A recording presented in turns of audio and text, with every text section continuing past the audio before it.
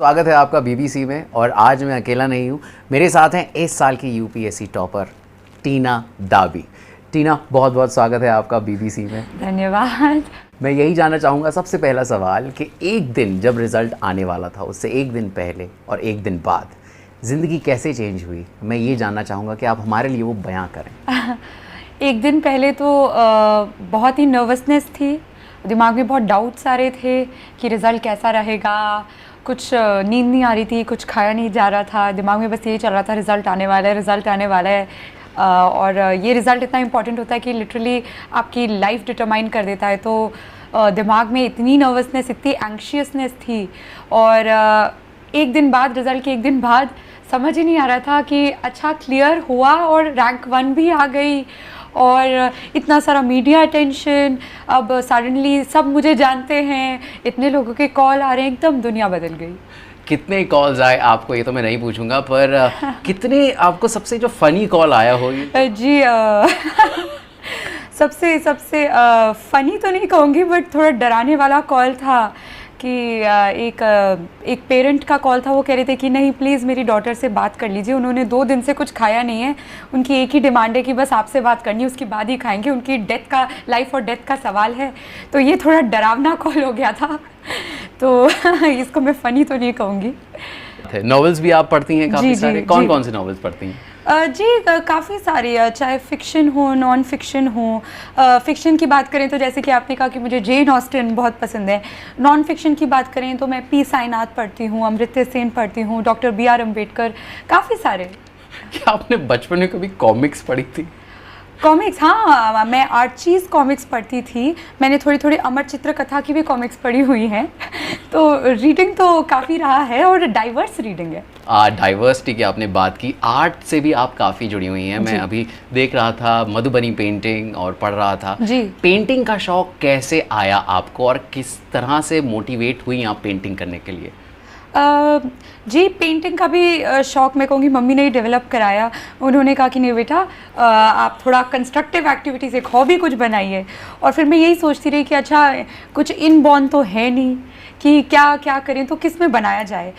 मेरी मम्मी बहुत कल्चर्ड हैं, तो वो बहुत हैंडीक्राफ्ट मेलास लेके जाती थी। तो तभी एक बार हम गए और वहाँ पे मुझे पेंटिंग्स, मधुबनी पेंटिंग्स दिखी। और मैंने देखा कि ये कुछ अलग है, इतना कलर है, इतने सारे कलर्स हैं, इतनी वाइब्रेंट है, इतनी आई कैचिंग है, एक अलग ही पैटर्न है। क्योंकि ये पेंटिंग्स नॉर्मल पेंटिंग्स की तरह नहीं होती, बहुत ही अलग टाइप की पेंटिंग्स हैं जिसमें नेचर डिपिक्टेड है, जियोमेट्रिक पैटर्न्स डिपिक्टेड हैं और बहुत इंट्रिकेट वर्क है, बहुत छोटी छोटी लाइनों का काम होता है इसमें।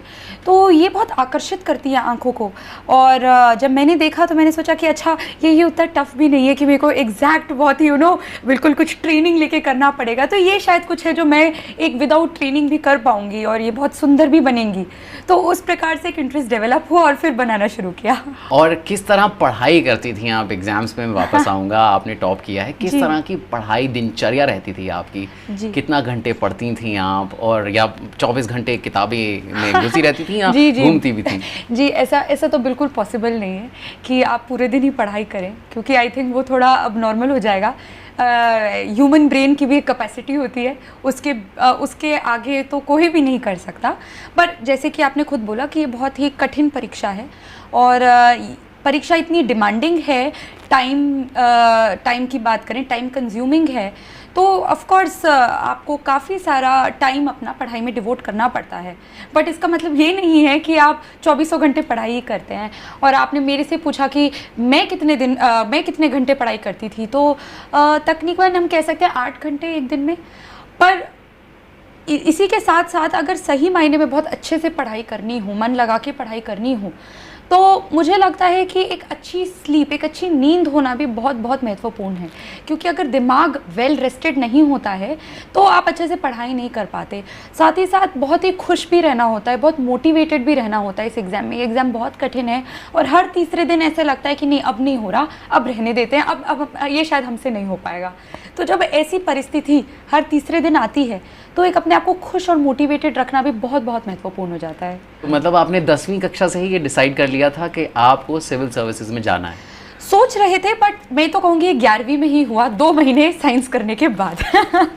कोई ऐसी चीज़ जो आपको मोटिवेटेड रखती हो, जिसने आपको मोटिवेटेड रखा? क्योंकि आप जब पढ़ती हैं, जब किताबों में अपना ध्यान लगाती हैं तो मन भटकता है, ये लाजमी सी बात है। जी जी। आप किस तरह से अपने आप को रोके रखती थी कि नहीं, अभी करना है, अभी मंजिल दूर नहीं, अभी पास है? वो मोटिवेशन फैक्टर क्या था आपकी लाइफ का? जी, मोटिवेशन फैक्टर यही था, जैसे कि आपने कहा कि बहुत ही स्कूल टाइम से ही, क्लास 11 से ही मैंने सोच लिया मुझे सिविल सर्विसेज करना है। तो जब तब से ही एक वन ट्रैक माइंड बन गया था, तो मैंने कभी किसी और ऑप्शन के कंसिडर ही नहीं किया। हालांकि ऑप्शन थे कि मैं एकेडमिक्स में चली जाऊं, या मैं आगे लॉ कर लूं, या मैं पॉल साइंस ही आगे पढ़ लूं, तो ऑप्शन तो थे, बट क्योंकि हमेशा से एक ही तरफा एक दिमाग ने सोच लिया था कि यही करना है। तो जब यही करना है तो फोकस यही रहा कि नहीं, मुझे जब यही करना है तो सारा 100% इसी में लगा दिया जाए। साथ ही साथ मम्मी पापा मोटिवेट करते रहे, जब भी लगा कि नहीं अब नहीं हो रहा तो उन्होंने कहा नहीं बेटा, आप पढ़ाई में अच्छे हैं, आप कर सकते हैं, आप लगे रहिए। तो ये मोटिवेशन और एक जो सेल्फ मोटिवेशन रहा कि नहीं, जब हमेशा सोचा ही यही था तो अब हाथ खड़े करने से क्या फ़ायदा, जितना हो सके लगा दें इसमें। और आपने हरियाणा कैडर चुना है, कोई खास वजह हरियाणा चुनने के लिए? जी, 2 वजहें हैं, एक पर्सनल रीज़न है और एक प्रोफेशनल रीज़न है। पर्सनल लेवल पे ये है कि मैं एमपी में 10 साल रही, फिर मैं दिल्ली में 10 साल रही, तो मेरा एक पर्सनल लेवल पे ये था कि नहीं अब कहीं और जाके काम करना है। पर मेरे फैमिली और मेरी सिस्टर की भी एजुकेशन दिल्ली से ही होनी है, तो एक पर्सनल लेवल पे मेरे पेरेंट्स ने बोला कि नहीं, घर के पास भी रहिए। तो इसलिए हरियाणा दिल्ली के बहुत पास है, बिल्कुल 4 घंटे आप कहीं से भी हरियाणा से दिल्ली आ सकते हैं। तो एक पर्सनल रीज़न पे इसलिए हरियाणा को चूज़ किया। और अगर प्रोफेशनल रीज़न पे बात करें तो मैंने जैसे कि कहा कि जेंडर इक्वालिटी और जो भी वैल्यूज़ मेरी फैमिली और मेरे कॉलेज ने दी हैं, तो महिलाओं से जुड़े मुद्दे कुछ ऐसे हैं जो बिल्कुल एक महिला होते हुए बहुत दिल को छूते हैं, और मैं भी एवरीडे पे ऐसी चीज़ों को फेस करती हूँ। तो और हरियाणा की अगर हम बात करें तो एक बहुत चैलेंजिंग स्टेट है और बहुत अपॉर्चुनिटीज़ भी हैं क्योंकि वो इतनी चैलेंजिंग है, और कई एक मायने से थोड़ी बहुत इस जेंडर इनइक्वालिटी जो वो स्टेट वो राज्य फेस करता है, मेरे ख्याल से इस वजह से उसकी ओवरऑल जो ग्रोथ है वो थोड़ी रुकी सी हुई है। पर जैसे कि अभी सरकार बेटी बचाओ बेटी पढ़ाओ, हरियाणा में इस प्रोग्राम के अंतर्गत इतना काम हो रहा है कि बहुत रैपिडली एक इम्प्रूवमेंट भी दिख रहा है, और अभी जो स्टैटिस्टिक्स हैं वो प्रॉमिसिंग है कि कुछ इम्प्रूवमेंट आया है। तो मैं इस इम्प्रूवमेंट की बिल्कुल पार्टिसिपेंट बनना चाहती हूँ, और मैं चाहती हूँ कि मैं भी इसमें अपना हाथ बढ़ाऊँ। ओके। और पढ़ाई तो आप करती हैं, आप IAS टॉप कर लिया है आपने, इसके आगे तो कुछ भी नहीं है, पर फिल्में कितना देखती हैं, टीवी कितना देखती हैं? क्या कोई खास टीवी सीरियल है जो आप फॉलो करती हैं, या आप अपनी माता जी के साथ बैठ के कोई टीवी सीरियल देखती हो जैसे कि आम घर में होता है? नहीं, मैं कोई हिंदी टीवी सीरियल नहीं देखती, क्योंकि शायद मम्मी का ही कभी, मम्मी खुद वर्किंग थी तो शायद उन्हें कभी टाइम नहीं मिला, तो ऐसे कोई इंटरेस्ट ही नहीं बन पाया तो टीवी सीरियल। बट टीवी पे न्यूज़ या कोई मूवी आ रही हो, कोई बॉलीवुड मूवी तो वो देख ली, गाने आते रहते हैं बॉलीवुड के तो वो देख लिए, तो ये तो नॉर्मल है कि इतना टीवी होता था, बट कोई सीरियल नहीं देखते।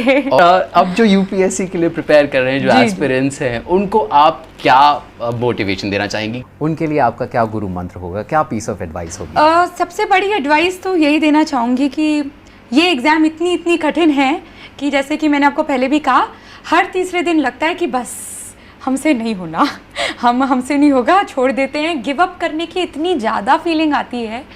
तो उस टाइम भरोसा बनाए रखें खुद में और मोटिवेट रखें अपने आप को, चाहे आप अपने दोस्तों से बात करें, फैमिली से बात करें, रिश्तेदारों से बात करें, पर अपने आप को मोटिवेट रखें कि नहीं, इसमें सफलता बिल्कुल पाई जा सकती है।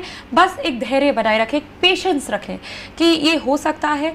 और रही बात हार्डवर्क की, तो हार्डवर्क एक दिन वाला नहीं चाहिए, एक कंसिस्टेंट, एक डेली हार्डवर्क चाहिए। ये ऐसा नहीं है कि चलिए 2 दिन पढ़ लिया और तीसरे दिन चलो ठीक है हो गया, ये हर दिन का हार्डवर्क है। पर ये भी नहीं है कि आपको 24 घंटे पढ़ना है, एक कंसिस्टेंट, क्योंकि ये सबके लिए अलग होता है। कुछ लोगों का 5 घंटे में ही काफ़ी होता है, कुछ लोगों को 8 घंटे लगते हैं, कुछ लोगों को 10 घंटे लगते हैं। जो भी आपकी पेस ऑफ लर्निंग है उस हिसाब से एक डेली पढ़ाई करें, होप ना खोएं, पेशेंस रखें और ऑफ कोर्स एक रूटीन बनाना पड़ता है। ये एक दिन की बात नहीं होती, तो रूटीन के लिए डिसिप्लिन होना बहुत इंपॉर्टेंट है। बट मुझे लगता है कि क्योंकि कोई भी इस एग्ज़ाम के लिए बैठता है तो उसे खुद ही पता है कि एग्ज़ाम बहुत बड़ी है और बहुत कुछ सेक्रीफाइस करना पड़ता है, तो आई थिंक एक सेल्फ डिसिप्लिन खुद ही बन जाता है।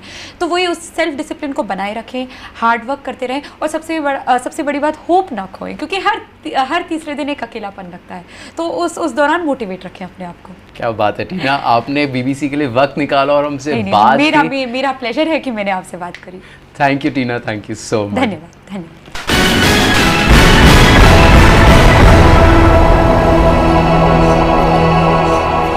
Good evening and welcome to Barely Speaking with Us.